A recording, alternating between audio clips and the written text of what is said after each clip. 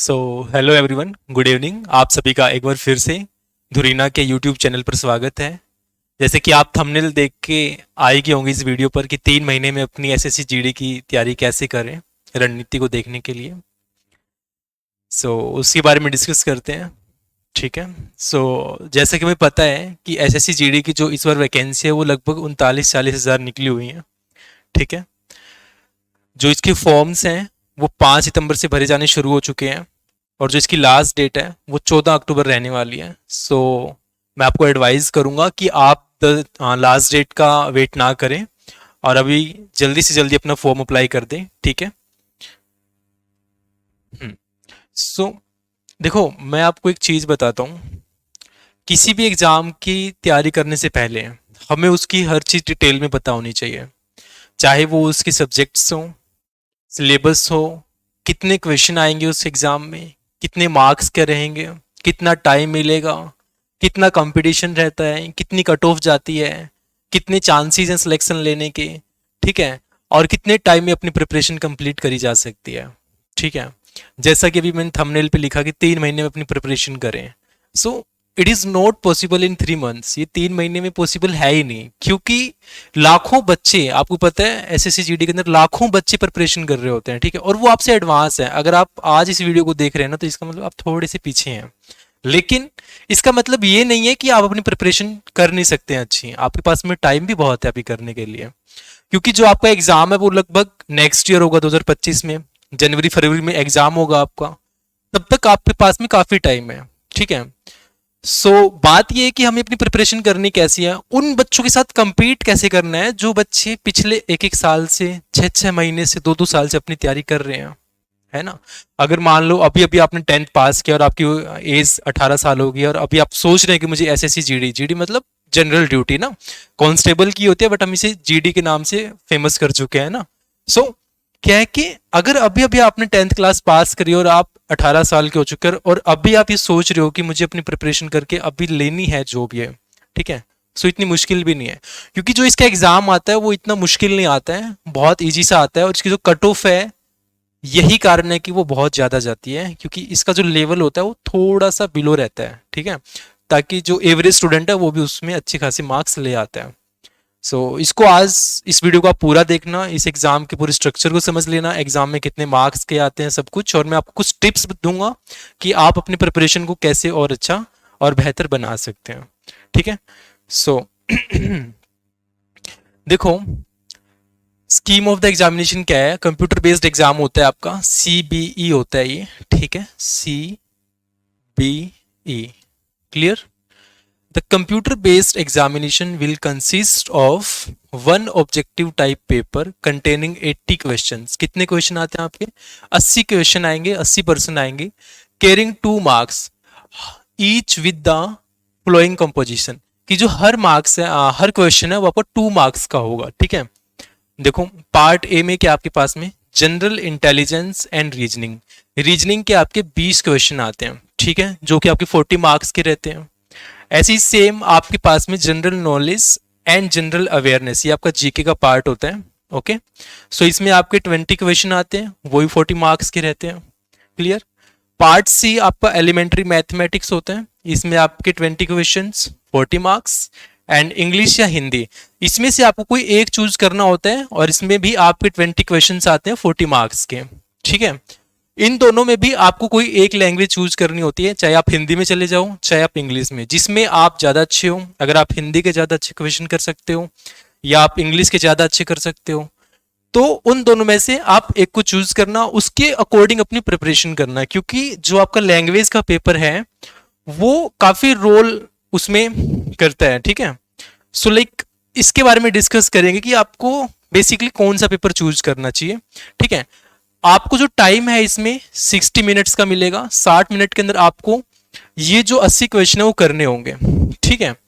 और ये आपका ओनली CBC 1 ही होगा, इसके बाद में आपको कोई सेकंड एग्जाम नहीं होगा। उसके बाद में आपका डायरेक्ट फिजिकल और आपका DV वगैरह होता है। Okay, clear. अच्छा, मैंने आपको बता दिया कि आपके पास में 4 सब्जेक्ट होते हैं, जीके, इंग्लिश या हिंदी, मैथ्स और रीजनिंग। ठीक है। अब इसमें से कौन से ऐसे टॉपिक्स है जिनको हमें या उन पे ज्यादा ध्यान देना चाहिए, ठीक है, और कैसे हम उनको थोड़ा अच्छा इंप्रूव कर सकते हैं। देखो जीके के अंदर क्या होता है, जो एसएससी जीडी का एग्जाम आता है ना, ठीक है, एसएससी जीडी के एग्जाम में क्या रहता है, सबसे ज्यादा जो वेटेज है वो हमारा स्टैटिक जीके का होता है, ठीक है। स्टैटिक जीके के आपके अराउंड 7 to 8 क्वेश्चन आते हैं, 7 से 8 क्वेश्चन तो आपके इसी में से पूछ लेते हैं, ठीक है। बाकी के आपके जो सब्जेक्ट हो गए, पॉलिटी हो गया, ठीक है, हिस्ट्री, ज्योग्राफी, ठीक है, और इकोनॉमिक्स, इकोनॉमिक्स, ओके। एंड आपका एक सीए का आता है करंट अफेयर्स, करंट अफेयर्स, ठीक है। सो मैक्सिमम इनके जो क्वेश्चंस हैं इनका ज्यादा वेटेज नहीं रहता है, 2 से 3 क्वेश्चन इसमें से आते हैं, 4 से 5 क्वेश्चन इसमें से। ज्योग्राफी का 1 से आप 2 क्वेश्चन ले लो, इकोनॉमिक्स के भी 1 से 2 क्वेश्चन आते हैं, और इसके 2 से 3 क्वेश्चन आते हैं। But I will advise you कि आप सीए पे ज्यादा फोकस मत करना, क्योंकि एसएससी का एक ट्रेंड रहता है कि वो कभी भी आपसे करंट ईयर के या उससे नेक्स्ट पिछले ईयर के तो क्वेश्चन पूछता ही नहीं है। वो पता नहीं चलता कि 2-3 साल पहले की क्वेश्चंस पूछ लेता है, ठीक है। अब मान लो आप एग्जाम 2025 में दोगे, ओके, एग्जाम 2025 में दोगे, लेकिन आपके जो सीए हैं, करंट अफेयर्स हैं, वो आपसे 2022 के ही पूछ सकते हैं, ठीक है। सो आप इस पोर्शन पे ज्यादा फोकस ही मत करना, ओके। नेक्स्ट, हाँ एक बार और बता देता हूं, इसका सिलेबस अनलिमिटेड है, इस पे इतना फोकस भी मत करना, ठीक है। इसको थोड़ा सा आप लिमिटेड बना के चलना कि आप दूसरे सब्जेक्ट्स को अपना टाइम दे पाओ, क्लियर, ठीक है। नेक्स्ट आता है मैथ्स। मैथ्स आपका जैसे कि पता है 10th लेवल की, 10th लेवल पे आपकी जॉब है होने वाली है, इसका एग्जाम भी उसी की बेसिस पे है। सो आपका मैथ्स भी 10th लेवल का ही आता है इसमें, ठीक है। सो ये आप अच्छे से 3 महीने में कवर कर सकते हो, ठीक है, 3 महीने में आप इसका सिलेबस कवर कर सकते हो, ठीक है, 3 महीने में आप इसका सिलेबस कवर कर सकते हो, उसमें कोई इश्यू नहीं है, ठीक है। सो मैथ्स, जिसका मैथ्स अच्छा हो जाएगा, रीजनिंग तो उसकी ऑटोमेटिकली अच्छी हो जाएगी, ठीक है। सो रीजनिंग को हो सके तो आप 30 मिनट्स पर डे दे देना, हो सके तो इसे कम भी करोगे तो आपके जो ये 20 क्वेश्चन हैं जीडी के, वो बहुत अच्छे से हो जाएंगे, ठीक है। सो मैथ्स को थोड़ा ज्यादा टाइम देना आपको, अराउंड 2 से 3 घंटे आपको देने ही पड़ेंगे रोज। सो तब जाके आप इसको कर पाओगे 3 से 4 महीने में। फिर बात आती है इंग्लिश या हिंदी की। वैसे तो सबसे ज्यादा बच्चों के जो मार्क्स अच्छे हैं वो हिंदी में आते हैं अब तक तो, ठीक है। और अगर इंग्लिश की बात करें तो इंग्लिश में 20 में से ऐसा रहता है कि 17 से 18 क्वेश्चन ही बन पाते हैं, ठीक है, लेकिन बच्चों के हिंदी में 20-20 तक भी आते हैं, ठीक है। सो यहां तक क्लियर हुआ। दूसरी बात यह है कि जो हमारा नॉर्थ इंडिया, जैसे अपना हरियाणा हो गया, यूपी, दिल्ली, राजस्थान, इसमें क्या होता है, एसएससी जीडी की कट ऑफ सबसे ज्यादा जाती है, ठीक है। उसका कारण भी यही है कि सबसे ज्यादा बच्चे यहां से फॉर्म अप्लाई करते हैं, ठीक है। और इसकी जो कट ऑफ है अपने नॉर्थ इंडिया में 160 प्लस से पार चली जाती है, क्योंकि जैसा कि आपको पता है कि मैक्सिमम मार्क्स कितने होते हैं एसएससी जीडी में, 160 होते हैं। और होता है क्या है कि 160 से जो मैक्सिमम मार्क्स है उनसे भी ज्यादा जाते हैं। क्यों जाते हैं? क्योंकि एसएससी के अंदर आपको पता होगा नॉर्मलाइजेशन होता है, ठीक है। क्या होता है? नॉर्मलाइजेशन। और नॉर्मलाइजेशन से ही ये क्या होता है, अगर मान लो किसी के रियल में मार्क्स तो 120 आ रहे हैं, लेकिन जो ये फैक्टर है वो उसके मार्क्स 140 तक भी ले जाता है, और उसके फिर एनसीसी वगैरह के मार्क्स जुड़ के वैसा सब मिला के 160 प्लस भी चले जाते हैं, ठीक है। सो मेहनत जम के करनी पड़ेगी, टाइम देना पड़ेगा अच्छे से, ठीक है, तब जाके आप इन सब्जेक्ट्स को कवर कर पाओगे, ओके। आई होप कि आपको यहां तक क्लियर होगा।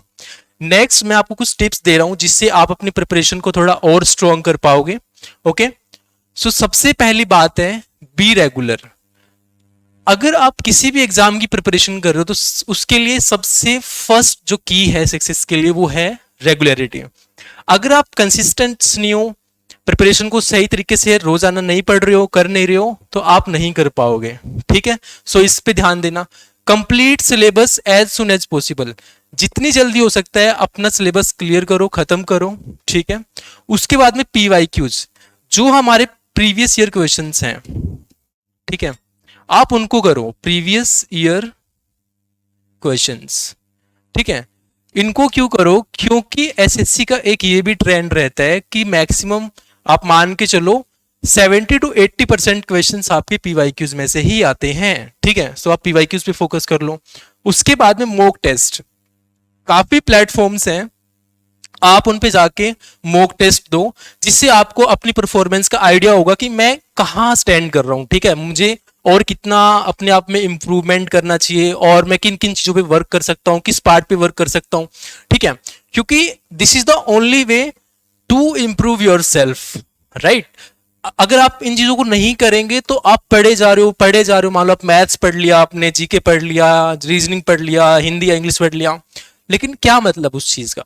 जब तक आप पीवाईक्यूज नहीं करेंगे, जब तक आप एमसीक्यूज नहीं लगाएंगे, जब तक आप मॉक टेस्ट नहीं देंगे, तब तक आपको अपनी रियल परफॉर्मेंस का पता ही नहीं चलेगा। देखो, इतने सारे बच्चे हैं, लाखों बच्चे हैं, वैकेंसी चाहे भले ही 40,000 है, लेकिन फिर भी कंपटीशन ये मान के चलो कि बहुत ज्यादा है, ठीक है। नेक्स्ट पॉइंट है, just focus on now only on your preparation, ठीक है। अब भी आप फिजिकल वगैरह पे कोई फोकस मत दो, अब भी अपनी जो प्रिपरेशन है उस पर फोकस करो, क्योंकि आपका एग्जाम जनवरी फरवरी में होगा। उसके बाद में जैसे अपनी 2024 की वैकेंसी है, ठीक है, उसका एग्जाम हो चुका है, उसका भी 6-7 महीने में जाके फिजिकल अभी तक चल रहा है, अभी लिस्ट निकली है, ठीक है ना, नोटिस आया था उसका। तो क्या होगा, जनवरी फरवरी में एग्जाम होगा, उसके बाद आप मान के चलो आपका काफी लेट फिजिकल होगा, तो आपके पास में काफी इनफ टाइम होगा अपनी फिजिकल की प्रिपरेशन करने के लिए, ठीक है। सो आई होप आपको ये वाला पॉइंट क्लियर हो गया होगा। Second, next, high competition in north states. मैंने आपको ऑलरेडी ये बता दिया कि जो अपनी यहाँ की जो स्टेट्स है, जैसे राजस्थान है, हरियाणा, यूपी, दिल्ली, यहाँ पे एसएससी जीडी की कट ऑफ हमेशा हाई जाती है in comparison to south India, चाहे वो केरला हो गया, इनका उनकी कट ऑफ 100 के अंडर ही रहती है, लेकिन हमारी 160 भी प्लस हो जाती है, ठीक है। नेक्स्ट, हाँ, एक मैं आपको चीज और बता देता हूँ। एसएससी जीडी के अंदर क्या होता है, इसका मेन रीजन यही है कि आपकी जो कट ऑफ है वो स्टेट वाइज लगती है, ओके।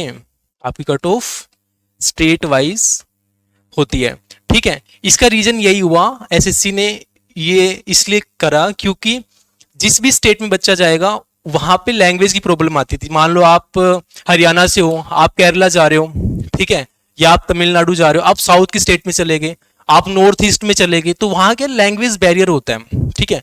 सो उसकी वजह से आपको अपनी स्टेट में ही इसका फॉर्म फिल करना पड़ता है, और स्टेट्स की वजह से ही नॉर्थ इंडिया में इसकी कट ऑफ बहुत जाती है। आप अगर 2024 की असम की जीडी कट ऑफ की उठा के देखेंगे तो आपको 76 या 78 के अराउंड मिल जाएगी। कितनी कम लोएस्ट कट ऑफ है ना, कि बंदा 30 से 35 क्वेश्चन सही करके एक जॉब ले रहा है, और यहाँ पे बच्चे अगर 80 क्वेश्चन भी ठीक कर रहे हैं तब भी जॉब नहीं ले पा रहे हैं। सो कंपटीशन को समझो, जब तक हम कंपटीशन को नहीं समझेंगे तब तक हमारी प्रिपरेशन में बूस्ट आएगा ही नहीं, ठीक है। सो नेक्स्ट पॉइंट है, strong your weak subjects as soon as possible. जो आपके स्ट्रॉन्ग सब्जेक्ट्स हैं उनको सबसे पहले स्ट्रॉन्ग करो, जो आपके स्ट्रॉन्ग है पहले से अच्छे हैं उनको तो एक बार थोड़ा साइड में छोड़ दो, जो थोड़े से वीक है थोड़ा उन पे वर्क करो, क्योंकि आपको मार्क्स तो सभी सब्जेक्ट्स में लेके आने पड़ेंगे। मान लो आपके मैथ्स में 20 में से 20 आ रहे हैं क्वेश्चंस, ठीक हो रहे हैं, बट उससे सिलेक्शन तो नहीं मिलेगा। आपको उसके लिए जीके भी अच्छी करनी पड़ेगी, रीजनिंग भी करनी पड़ेगी, और अपना लैंग्वेज पेपर भी, राइट। नेक्स्ट है, 3 months can change your life. Like अगर आप अपने 3 महीने भी इसमें दे दोगे, so as I told you earlier कि जो आपका ये एग्जाम है वो बिल्कुल बेसिक लेवल का आता है, आसान आता है, और इसीलिए जो इसकी कट ऑफ है वो हाई जाती है। सो आप 3 से 4 महीने में भी एसएससी जीडी की प्रिपरेशन कर सकते हो। सो वो आप पे डिपेंड करता है, आप कितना टाइम देते हो, ठीक है, कितना आप में एक रेगुलरिटी है, कितनी कंसिस्टेंसी है, वो आप पे डिपेंड करता है। नेक्स्ट है, follow English classes free on YT. जैसा कि आपको पता है कि धुरीना की फ्री इंग्लिश क्लासेस चल रही हैं, स्टार्ट हो चुकी हैं आज ही, मंडे से ही। सो अगर आप इंग्लिश लेना चाहते हैं, इंग्लिश के लिए फॉर्म फिल किया आपने, तो आप हमारी क्लासेस को ज्वाइन कर सकते हैं और वहां से अपना सिलेबस कवर कर लीजिए। सो ये भी बेस्ट रहेगा, ठीक है। हाँ, नेक्स्ट पॉइंट मैं आपको टाइम का बता देता हूँ। मिनिमम टाइम आपको कितना देना पड़ेगा पर डे, और किस सब्जेक्ट के लिए कितना, ठीक है, थोड़ा सा ये बता देता हूँ। देखो, मैंने बताया आपके पास में 4 सब्जेक्ट हैं, जीके, मैथ्स एंड रीजनिंग, ठीक है, और हिंदी और इंग्लिश, ठीक है। सो मान के चलो मैथ्स को आपको 3 आवर्स देने ही पड़ेंगे, 3 घंटे। रीजनिंग को आप 30 मिनट्स दे सकते हैं, not a big task. Okay. Language को आपको कम से कम 2 घंटे देने ही पड़ेंगे पर डे। एंड जीके को भी आपको 2 आवर्स देने ही पड़ेंगे। ठीक है। सो 2 और 3 5 7 7.5 8 घंटे का ये आपका एक शेड्यूल है। अगर आप इसको फॉलो करते हैं सो आई होप कि आप 160 में से 130 प्लस तो मार्क्स ले ही आएंगे। ठीक है। अगर आप यहां भी पहुंच जाते हो 3 मंथ्स के अंदर, सो वो बेटर है कुछ ना करने से भी। सो आई होप कि आपको थोड़ा सा आइडिया हो गया होगा कि अब आपको अपनी प्रिपरेशन कैसे करनी है। सो अच्छे से कीजिए। और अगर आपको ये वीडियो अच्छी लगी हो तो लाइक कीजिए, और इस स्ट्रेटजी वीडियो को अपने दोस्तों के साथ में जरूर शेयर करना। और ऐसे ही कंटेंट के लिए आप हमारे धुरीना के यूट्यूब चैनल को सब्सक्राइब कीजिए। Thank you. सो मिलते हैं फिर नेक्स्ट वीडियो में।